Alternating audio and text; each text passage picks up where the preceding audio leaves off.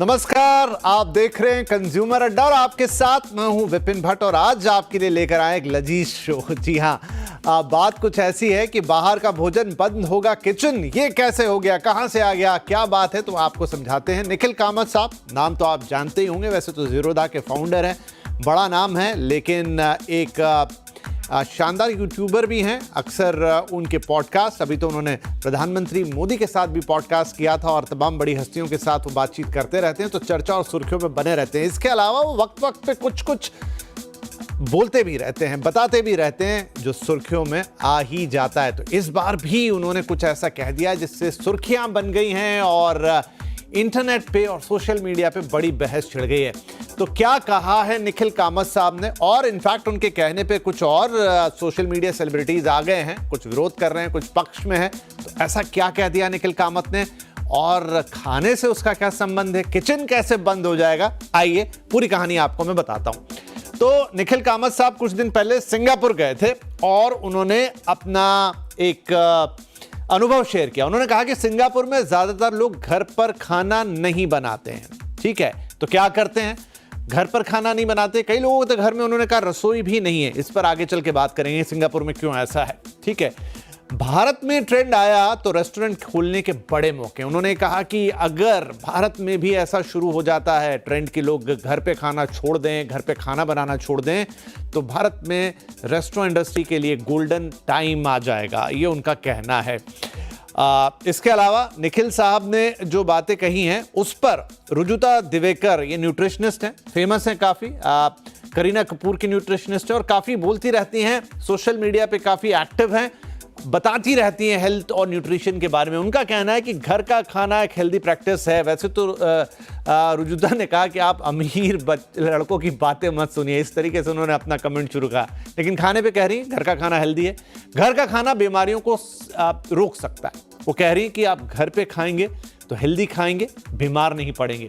Sharing, प्यार, सुरक्षा, इन सबको भी बढ़ावा देता है। वो और एक कदम आगे गए, उन्होंने कहा कि घर के खाने में शेयरिंग है, प्यार है, सुरक्षा। जो बनाता है उसके मन में भी प्यार होता है, जो खिलाता है, जो खाता है, तो एक बॉन्डिंग आती है घर के खाने से, बनाने और खिलाने दोनों से।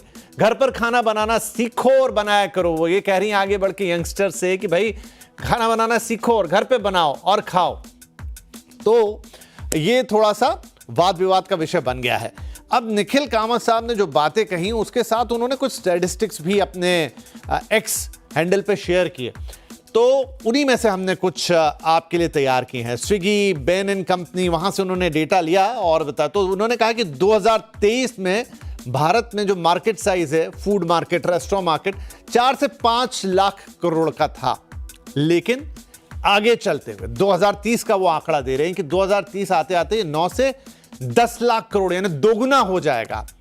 तब क्या होगा, जब ये मार्केट साइज डबल होगा, तब होगा कि महीने में अमूमन एक फैमिली 7 से 8 दिन बाहर खाना खाएगी। यानी समझ लीजिए दोनों वीकेंड आप इसमें इंक्लूड कर लीजिए। ट्रेंड तो आप देख ही चुके हैं कि अब वीकेंड्स में अब ज्यादातर लोग बाहर खाना पसंद करते हैं या फिर खाना मंगा के खाना पसंद करते हैं, खाना बनाते नहीं है। उन्होंने एक और आंकड़ा दिया है, अलग अलग देशों का कंपैरिजन है इसमें। चीन, अमेरिका, सिंगापुर, जहां की यात्रा करके वो आए, और भारत की बात कर रहे हैं कि महीने में बाहर खाना कितने बार लोग जाते हैं खाने के लिए, ये भी आंकड़ा 2023 का। तो चीन में उन्होंने कहा कि 33 बार ऐसा मौका आता है जब बाहर का खाना खाते हैं। चीन नंबर 1 पे है, क्योंकि भारत और चीन की इकोनॉमी को कंपेयर बहुत किया जाता है। अमेरिका में 27 बार ऐसा मौका पड़ता है लोगों को महीने भर में कि वो बाहर खाना खाते हैं। इस हिसाब से आप समझ लीजिए कि एक टाइम का खाना तो बाहर ही खा रहे हैं। सिंगापुर में ये 19 है, लेकिन भारत में ये नंबर 5, यानी भारत में आज भी घर के खाने का महत्व कितना ज्यादा है ये समझ लीजिए। तो भारत अभी उसमें काफी नंबर वाइज पीछे है। इसके अलावा कुछ और स्टैटिस्टिक्स हैं जिसमें यह है कि घर का खाना, शहर और गांव के भोजन में अंतर। चलिए ये बातें अब शो के दौरान हम करते रहेंगे। तो काफ़ी सारी चीज़ें हमने आपको बता दी। अब जरा बातचीत शुरू करते हैं। तो इस खाने में माफ़ कीजिए, इस बातचीत में, खाने के ऊपर इस बातचीत में हमारे साथ 2 खास मेहमान हैं। न्यूट्री हेल्थ की फाउंडर डॉक्टर शिखा शर्मा और NRAI के ट्रस्टी अनुराग कटारिया, जो कि एक रेस्टोरेंट ओनर भी हैं और बड़ी इंटरेस्टिंग बातें रखते हैं, इंटरेस्टिंग तरीके से रखते हैं। शिखा जी के साथ भी यही खासियत है कि वो ना सिर्फ न्यूट्रिशन के बारे में बताती है, लेकिन एक अलग तरह की राय भी रखती हैं सारी चीज़ों पर। तो स्वागत है आपका शिखा जी, और अनुराग साहब आते ही होंगे, थोड़ा सा विलंब हो गया, उनसे भी बातचीत करेंगे। तो अब आप बताइए, रुजुता ने तो इसका जम के विरोध करा, उन्होंने तो बाकायदा एक पोस्ट डाल दी, आप भी न्यूट्रिशनिस्ट हैं, क्या निखिल की बात से आप सहमत हैं? देखिए, निखिल जी ने जो बात कही है और शायद उनको समझ आए जब मैं बोलूं कि मैं क्या कहना चाहती हूँ। उन्होंने बेसिकली पूरे भारत को हार्ट अटैक का होने का मशवरा दिया है कि सब भारत को हार्ट अटैक हो ही जाए। तो जिस तरह से उन्होंने कहा है कि नहीं, बाहर बाहर हमें खाना चाहिए, रेस्टोरेंट बिजनेस को बढ़ाना चाहिए, तो ये हार्ट अटैक का एक सीधा सीधा मशवरा है, प्रिस्क्रिप्शन है। क्योंकि आम तौर पे, और ये सबने देखा है कि जब बाहर लोग रेस्टोरेंट में खाना खाने जाते हैं तो वो स्वाद के लिए, टेस्ट के लिए, मजे के लिए, जायके के लिए जाते हैं। और यहाँ तक कि रेस्टोरेंट ओनर्स भी इस चीज को मानते हैं कि लोग बाहर जब खाने जाते हैं तो वो हेल्थ फूड खाने नहीं जाते, वो वो मजे वाला खाना, रिक्रिएशनल फूड ईटिंग का जो कॉन्सेप्ट है वो ज्यादा बाहर के लिए होता है, बाहर खाने के लिए होता है। तो जब हम ये कह रहे हैं कि नहीं, बाहर का ही आप खाना खाएंगे, तो पहली बात तो हम नेचुरली हाई फैट और इस तरह के जितने भी फूड्स हैं जो हार्ट अटैक की तरफ आपको ले जा सकते हैं, उसके बारे में बात कर रहे हैं, जिक्र कर रहे हैं। और दूसरी चीज, हम बहुत क्लियरली ये शायद नहीं समझ पा रहे हैं कि जो बाहर के खाने में हर इंसान 5 स्टार में नहीं खाना खाएगा, अपने बजट के हिसाब से खाएगा। तो यानी कि जो ऑलरेडी प्रॉब्लम्स हैं कि लो क्वालिटी ऑयल यूज होता है, रीयूज ऑयल होता है जो कि जिसके अंदर कैंसर का एक खतरा रहता है, सॉल्ट और शुगर तो खैर बिना हिसाब के यूज होता है। और यही नहीं, क्वालिटी ऑफ फूड, यानी कि जो सपोज आपकी सब्जी घर में थोड़ी भी खराब हो तो आपकी जो घर में जो भी कुक करते हैं, चाहे आपकी मदर है, वाइफ है, आप खुद हैं, आप फेंक देंगे। जरूरी नहीं है कि आप एक सस्ती जगह पे जहां खा रहे हैं वो इस चीज को फेंकेंगे, वो उसको फ्राई करके आपको खिला देंगे। क्यों? क्योंकि उनको बजट कंट्रोल करना है, उनको अपना प्रॉफिट देखना है। तो जैसे कि मैंने कहा, हर इंसान की पॉकेट अलाउ नहीं करता कि वो एक हाईएस्ट रेस्टोरेंट में खाए। तो ऐसे मशवरे से हार्ट अटैक की तो एक प्रिस्क्रिप्शन उन्होंने दे दिया है। और इंटरेस्टिंगली ये बयान उनका तब आ रहा है शिखा जी, जब प्रधानमंत्री ने अभी अपनी मन की बात में कहा कि अब हमें अपना ऑयल कंजम्पशन कम करना है, हर व्यक्ति को 10% ऑयल कम खाना है। बाकायदा उन्होंने एक चैलेंज थ्रो कर दिया 10 लोगों को और कहा आप और 10 को कैटेगराइज कीजिए, और पूरे देश में उन्होंने ये बात कही कि इसे एक आंदोलन के तौर पर चलाइए। और ऐसे में हम ये कहें, हालांकि निखिल एक अलग अंदाज में बात कह रहे हैं कि वो सिंगापुर से एक उदाहरण देख के, हालांकि सिंगापुर की बात अभी हम करेंगे क्योंकि सिंगापुर एक बहुत अलग तरीके का देश है, बहुत अलग नियम और अनुशासन वाला देश है। अनुराग भी हमारे साथ इनफैक्ट आ गए, मैं उनको भी इस डिबेट में शामिल करता हूं। तो अनुराग जी वेलकम। और देखिए, निखिल जी ने जो बात कह दी है वो तो आपकी इंडस्ट्री के लिए मतलब बांछे खिलाने वाली बात है, बिल्कुल है। लेकिन मैं आपसे पूछना चाहूंगा पर्सनली कि क्या आप उनकी इस बात से सहमत हैं? मेरे 2 जवाब होंगे। एज एन इंडिविजुअल नहीं, मेरे ख्याल से एक जो सिंगापुर का तरीका है, रीति रिवाज है, अलग है। वहाँ पे घर पे खाना बनाना बहुत आम बात नहीं है। हम हिंदुस्तानियों के लिए घर का खाना एक बहुत ही अहम बात है।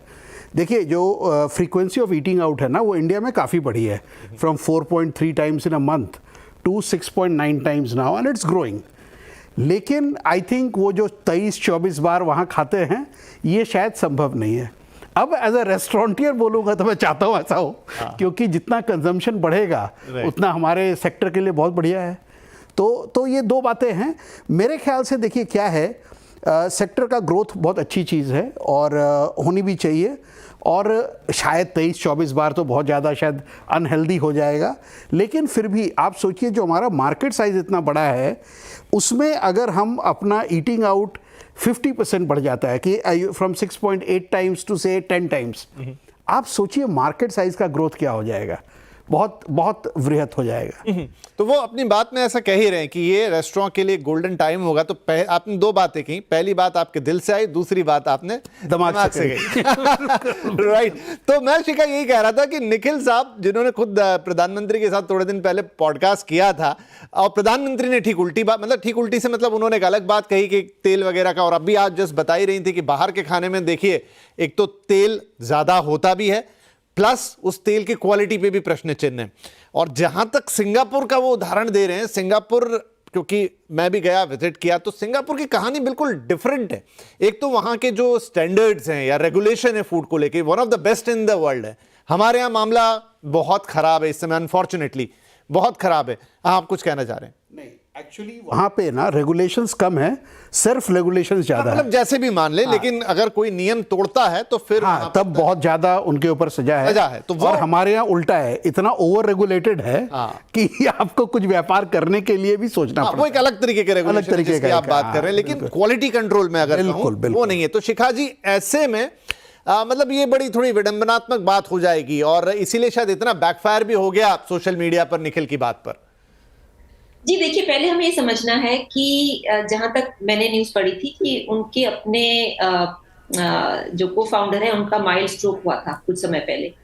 और आई थिंक उस जनरली क्या होता है कि जब किसी का हेल्थ प्रॉब्लम आती है उसके बाद वो जागरूक हो जाते हैं और वो हेल्दी खाना शुरू करते हैं। और ये कोई रॉकेट साइंस नहीं है, ये बहुत कॉमन सेंसिबल चीज है कि भाई अगर आपकी हेल्थ में कोई प्रॉब्लम आई है तो आप अपने खाने पीने की तरफ जागरूक हो जाएंगे, हेल्दी खाएंगे, ज्यादा फल खाएंगे, ज्यादा फ्रूट सब्जी और इस तरह की चीजें, सैलेड ज्यादा खाएंगे।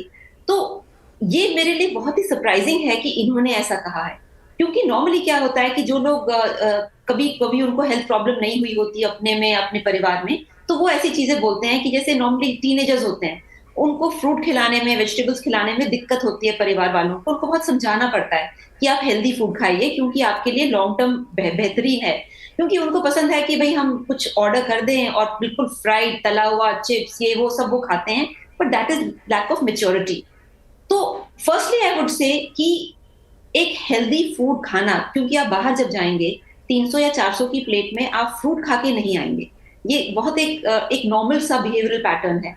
आप क्या खाएंगे? द हेवीएस्ट, उसमें चीज होना चाहिए, हेवीएस्ट ऑयल होना चाहिए, तला हुआ होना चाहिए, हेवी होना चाहिए, यानी पेट एकदम। सो एक जो बिहेवियर साइंस है, आई थिंक वो शायद लोग नहीं रियलाइज करते हैं कि there is a human behavioural science. तो उसके अकॉर्डिंग जब आप देखें, जब आप घर में एक सस्ता आपका और एक बहुत ही हाई क्वालिटी खाना मिलता है और एक हेल्थ फूड मिलता है, क्योंकि आप इंग्रेडिएंट को भी पहचान रहे हैं और आप कुकिंग प्रोसेस पे आपका पूरा कंट्रोल है। एक और चीज जो शायद लोगों को नहीं पता होगी कि जो क्विक सर्विस रेस्टोरेंट्स होते हैं, QSR जो होते हैं, उसमें प्री कुक्ड फूड रहता है, क्योंकि वो इतनी जल्दी 5-5, 10-10 मिनट में आपको खाना तैयार नहीं कर सकते अगर उनका ऑलरेडी प्री कुक नहीं है। इनफैक्ट उस पे तो एक पूरा फैक्ट्री वाला सिस्टम चलता है कि वो हाफ बेक्ड या हाफ कुक कहीं और है, फिर वो ट्रांसपोर्ट होके वहां पे आ रहा है QSR आउटलेट पे, और QSR में उसको थोड़ा सा हीट या हल्का सा बस फ्राई करके आप सीधे अपने कस्टमर हैं। राइट तो ये सारे शॉर्टकमिंग्स जो हैं वो तो हम जान ही रहे हैं। और आप कह रहे थे स्वास्थ्य की बात, तो इनफैक्ट वो निखिल के साथ ही तकलीफ हुई थी थोड़ी सेहत को लेकर, लेकिन अब वो बिल्कुल स्वस्थ हैं। तब भी उन्होंने काफ़ी सारी बातें कही थी कि how to come out of such situation.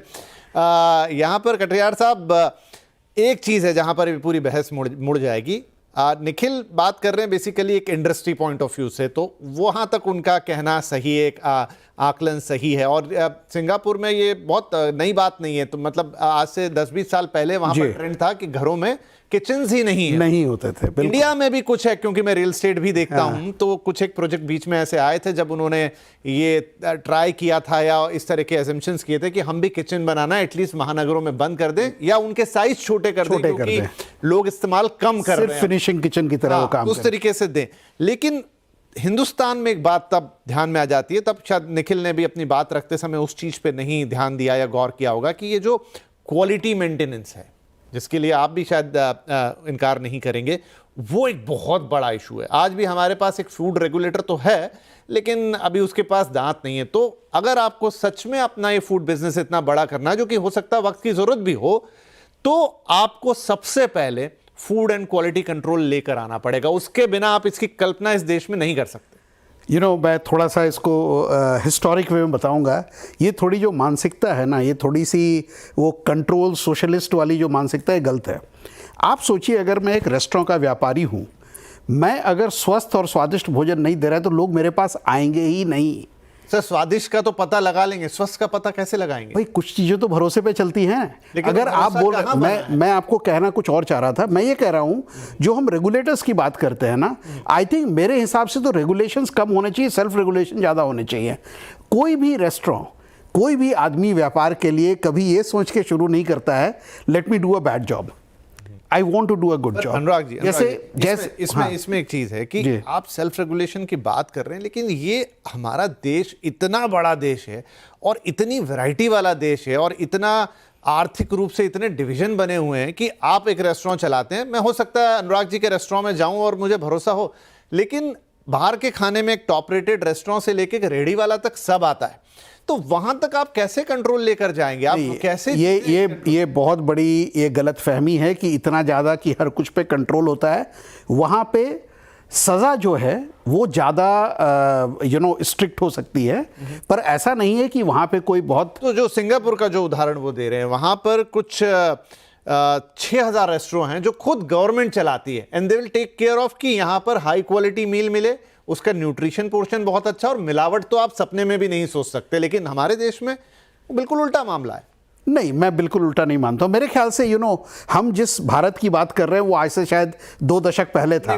अब देखिए इसका क्योंकि कोई स्टैटिस्टिक्स नहीं है, अभी हाल फिलहाल की खबर जहां पर स्विगी जोमेटो की बात हो रही है, चूंकि उसमें एक डेटा जो है वो स्क्रीन पर चल रहा है, उसमें स्विगी है, वो लोग पनीर बेच रहे हैं, जो B2B बिजनेस है स्विगी और जोमेटो का। अब वो लिख रहे हैं कि ये वेजिटेबल पनीर है, मतलब ये प्योर पनीर। हाँ, उस बारे में तो हमने काफी ज्यादा बातचीत हुई, लेकिन रेस्टोरेंट क्या कर रहा है? रेस्टोरेंट उसको प्रॉपर पनीर की डिश बना के भेज रहा है, यानी वो पीछे से इंफॉर्मेशन निकाल रहा है कि ये पनीर वो पनीर नहीं है जो आप सोच के ऑर्डर कर रहे हो। पर यही मैं आपको बताना चाहूंगा, ऐसा हुआ और मैं बिल्कुल कहता हूं गलत हुआ।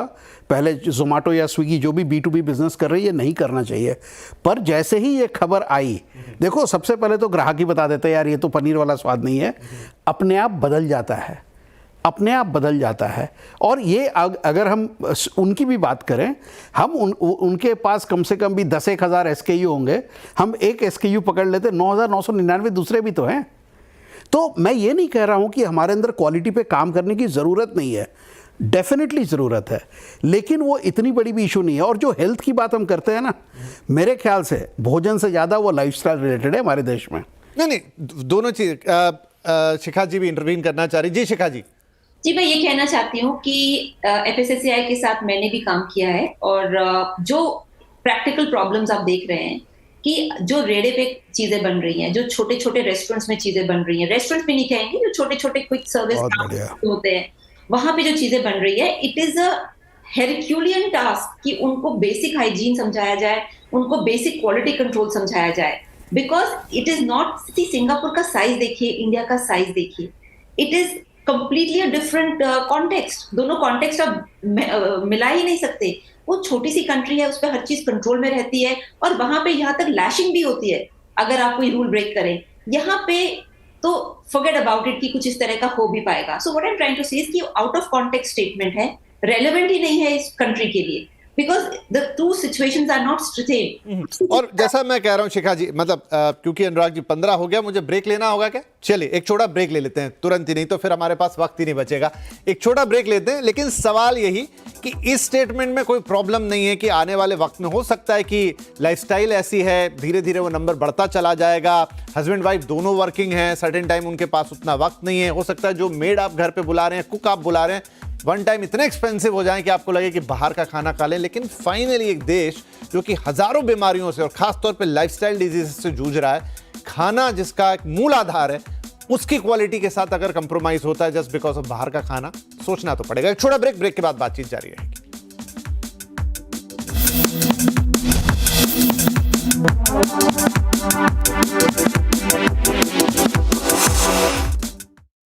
Welcome back. बाहर का भोजन क्या बंद होगा किचन? और निखिल कामत साहब ने बहस सी छेड़ दी भारत के अंदर की। सिंगापुर का उदाहरण उन्होंने दिया कि वहां तो लोग ज्यादातर बाहर का खाना खाते हैं, इनफैक्ट कई लोगों के घर में किचन ही नहीं होते, और भारत में आने वाले वक्त में कुछ ऐसा नजारा दिखेगा या दिखा तो भारत में रेस्टोरेंट इंडस्ट्री के लिए बहुत अच्छी बात होगी। अब इस पर जो है वो अच्छी खासी बहस छिड़ गई है, हम भी पिछले 15-20 मिनट पे इससे बहस ही कर रहे हैं। बातचीत तो शिखा जी हमारे साथ है जो जानी मानी न्यूट्रिशनिस्ट हैं, और कटरियार साहब हमारे साथ हैं जो कि खुद एक रेस्टोरेंट ओनर हैं, एसोसिएशन से जुड़े हुए हैं और अच्छे विचार रखते हैं। तो अनुराग साहब, अभी भी मैं आपसे एग्री तो नहीं कर पाऊंगा उन सारी चीजों पे। देखिए अभी दिक्कत क्या है देश में, आपसे ही जो ब्रेक में बात हो रही थी कि मेजॉरिटी ऑफ फूड बिजनेस अभी भी अनऑर्गेनाइज्ड है। बिल्कुल ठीक है, दूसरी चीज जो ऑर्गेनाइज्ड प्लेयर भी हैं, अब उनमें से कितने, आपने कहा सेल्फ रेगुलेशन वाली बात होती है, तो कितने लोग उसमें सच में वो क्वालिटी कंट्रोल खुद के लिए कर रहे हैं, अपने नाम को बढ़ा चाहते हैं, अपनी क्वालिटी को बढ़ा चाहते हैं, और फिर ये क्लाउड किचन एंड एवरीथिंग जहां पर हर रोज शिकायतें मिलती हैं, तो एक बहुत मिक्स सी चीज हो गई है। आपके पास कोई क्लियर डेफिनेशन नहीं। आज मुझे ही मान लीजिए सोचना है कि मैं हेल्दी और अच्छा खाना चाहता हूं, क्या मेरे पास कोई एक परफेक्ट जगह, मेरे अनुभव के आधार पर छोड़ दीजिए, लेकिन क्या मेरे पास कोई ऐसी स्टैंडर्डाइज जगह है जहां पर मुझे लगे कि हाँ मेरा खाना यहां से गलत आएगा ही नहीं? नहीं, देखिए ये तो विश्वास की बात होती है किसी भी कंज्यूमर प्रोडक्ट में। आज आप साबुन खरीदते हैं, शैम्पू खरीदते हैं, उसका आप टेक्निकल डिटेल में नहीं जाते हैं, आपको एक भरोसा है। देखिए ये जो आपने बात बोली ना, जो अनऑर्गेनाइज टू ऑर्गेनाइज सेक्टर का जो शिफ्टिंग है, ये सबसे ज़रूरी चीज़ है। आज आधी परेशानियां कहाँ हैं? 70% तकरीबन भारत का बाज़ार आज भी अनऑर्गेनाइज्ड है F&B बिजनेस में, और अनऑर्गेनाइज्ड है तो वहाँ पे कोई है नहीं। शायद 70% वो जो रेस्टोरेंट, वहीं पे जो एक मैं कहता हूँ भारत की जनता जाती है खाने को, हम एलिटिस्ट होके तो बात नहीं कर सकते कि हमारे पास आती है या वहाँ जाती है। जो वहाँ जाती है वहाँ पे परेशानी है, शायद रेगुलेशन की ज़रूरत है, शायद सेल्फ रेगुलेशन की भी ज़रूरत है। बट मेरे ख्याल से ना, मैं एक बात कहना चाहूँगा जो शायद आप सहमत हो ना हो। देखिए कहीं ना ये एक साझा जिम्मेदारी होती है। मैं अगर भोजन खाने वाला हूँ, मैं बाहर जाके खाता हूँ, मुझे भी, मैं 2 बार 2 रेस्टोरेंट में जाता हूँ ना, तो मैं बोलता हूँ यार उसके यहाँ नहीं जाऊँगा, बहुत हैवी हो जाता है। ऐसा होता है। जब आप वो करेंगे, आप एक ऐसे रेस्टोरेंट में जाएंगे जहां आपको खा के महसूस हो कि मैंने कुछ बढ़िया खाया, बेहतर खाया। देखिए घर के खाने जैसा स्वस्थ तो नहीं हो सकता है कि लोगों की हैबिट चेंज हो जाए। हाँ। लोग हो सकता है कि बहुत ही हेल्दी फूड ऑर्डर करें या बाहर जाके हेल्दी फूड मांगे, और वो जैसी डिमांड होगी वैसा आएगा। लेकिन बात यह है, इसके लिए शिखा जी मैं आपके पास, मैं एक्चुअली परेशानी का सबब बताने वाला था। क्या है, जो ये एडवेंट ऑफ क्लाउड किचन, सब मेरे व्यापार के लोग हैं, लेकिन मैं बता रहा हूँ, और उसके ऊपर से जो ये 10 मिनट डिलीवरी, 15 मिनट में खाना, this is where the problem is most acute. वही वो बात कह रही थी कि प्री कुक्ड फूड रहता है, उसको गर्म करके भेज देते हैं और आपको नहीं पता है, आप बस स्वाद के लिए और शायद वक्त की कमी के चलते खा लेते हैं। तो मैं भी ये कह रहा हूँ शिखा जी, हो सकता है कि आने वाले वक्त में खाने के लिए समय ना मिलना, उतना मौका ना मिलना, लाइफस्टाइल के कारण, वो एक अलग बात है। हो सकता है निखिल उस दायरे में रह के बात कर गए, लेकिन बात वही है कि जहां से मैं मंगा रहा हूं, जो मैं खा रहा हूं, चलिए मैं तो बहुत healthiest of the food order करूं कि मुझे किनोआ का ही आप उपमा बना के भेज दीजिए, लेकिन क्या वो किनोआ का उपमा सही ढंग से, सही जगह से, साफ सुथरी जगह से, प्रॉपर जितने भी स्टैंडर्ड्स होते हैं, उसको तो आपको मैनेज करना होगा, जो अभी हम बहुत पीछे हैं।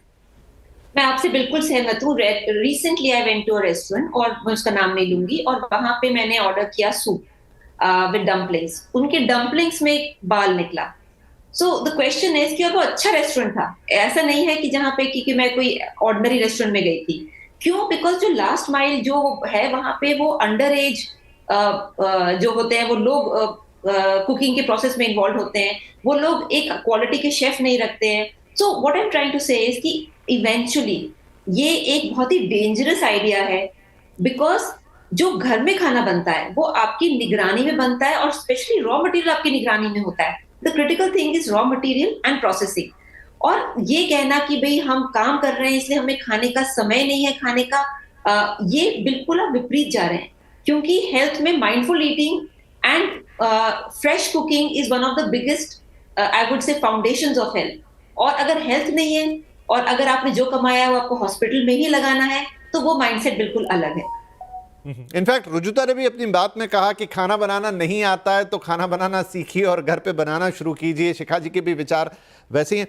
अनुराग साहब, अगेन दिस थिंग कि अगर आगे चल के क्या होगा, क्या स्टैटिस्टिक्स हैं, और हो सकता है कि उसमें से वो प्रोजेक्शन दे रहे हैं 2030 का कि तब ऑलमोस्ट इंडिया में 10 लोग या 12 लोग बाहर खाएंगे। अभी तो वो 5 है, 2023 का आंकड़ा है कि अभी 5 लोग महीने में 5 बार बाहर जाते हैं, माफ कीजिए महीने में 5 बार। हमारी जो NRI की इंडिया फूड सर्विस रिपोर्ट जो हर 3 साल में बनाते हैं, उसके हिसाब से 6.9 टाइम्स। चलिए तो 6.9, 7 पकड़ लेते हैं हम, 7 पकड़ लेते हैं। वो आगे बढ़ेगा भी, क्योंकि वो एक रिक्वायरमेंट है लेकिन उसमें जब अभी देखिए कि हम कितना सारा स्ट्रगल कर रहे हैं on the terms of health. प्रधानमंत्री कह रहे हैं कि अपने खाने में से तेल कम कीजिए, चीनी कम कीजिए, नमक कम कीजिए, और देखिए बाहर की चीजों में तो स्वाद देने की कोशिश होती है, बिल्कुल होती है, और आपका पर्पस भी वही होता है। तो इवेंचुअली आप अगर वहां जाएंगे, नमक, चीनी, ऑयल ज्यादा खाएंगे तो वो वैसे ही खराब है, ऊपर से अगर क्वालिटी का कंट्रोल नहीं तो फिर वो मामला और खराब हो जाएगा। देखिए, ये तो बहुत सीधी सी बात है। अगर चाहे वो आपका घर हो, चाहे कोई रेस्टोरेंट हो, चाहे कोई क्लाउड किचन हो, अगर क्वालिटी पे ध्यान नहीं है तो वो बुरा है। मैं तो कई घर ऐसे जानता हूँ जहाँ के पराठे देख लूँ तो उसको देख के लगता है दे आर आर्टरी क्लॉगर। तो ये तो बिल्कुल आपकी सही बात है। दूसरा, इसमें कोई शक नहीं, घर पे जिस तरीके से आप खाना बनाते हैं या खिलाते हैं, भाई वो चीज़ रेस्टोरेंट में तो आएगी नहीं। एक डोमेस्टिक और एक कॉमर्शियल किचन में इतना फ़र्क रहेगा और ये मान के चलना पड़ेगा। This is where I am gonna repeat, अगर कंज्यूमर को ये लगने लग जाए मुझे यहाँ का खाना सिर्फ स्वादिष्ट नहीं बट खाने के बाद आफ्टर इफेक्ट भी बढ़िया लगता है और I want to patronise it, वो शायद सबसे अच्छा सोल्यूशन होगा। हाँ, लेकिन मान लीजिए मैं वहां नहीं हूं, कहीं और हूं और बाहर का खाना, तो फिर अगेन वो कोशिश। खैर चलिए, क्योंकि समय समाप्त हो गया, बहस लंबी है, बड़ी है, इंपॉर्टेंट है, किसी दिन फिर से और बातचीत इस पे करने की जरूरत होगी, लेकिन एक छोटे से उदाहरण के साथ इसको खत्म करता हूं। भारत में ऑटो रिवॉल्यूशन भी आया, बढ़िया है, बहुत गाड़ियां बिकी, बहुत लोगों को सुविधा हुई, लेकिन शायद उसके हिसाब से हमारा इंफ्रास्ट्रक्चर तैयार नहीं हुआ। हालत सड़कों की देखिए, पार्किंग की देखिए, ये तो आंख से दिख जाता है। ये खाने की बात है, खाने में भी अगर आप इतने बड़े होंगे, विराट होंगे, तो पहले इंतजाम कीजिए पार्किंग और सड़कों का, मतलब अच्छे रेगुलेशन का, क्योंकि यहां सड़कों पे जाम लग जाएगा, थोड़ा समय जाएगा, लेकिन वहां शरीर के अंदर कुछ बिगड़ गया, स्वास्थ्य के ऊपर कुछ हुआ, तो फिर पूरा जीवन दांव पर है।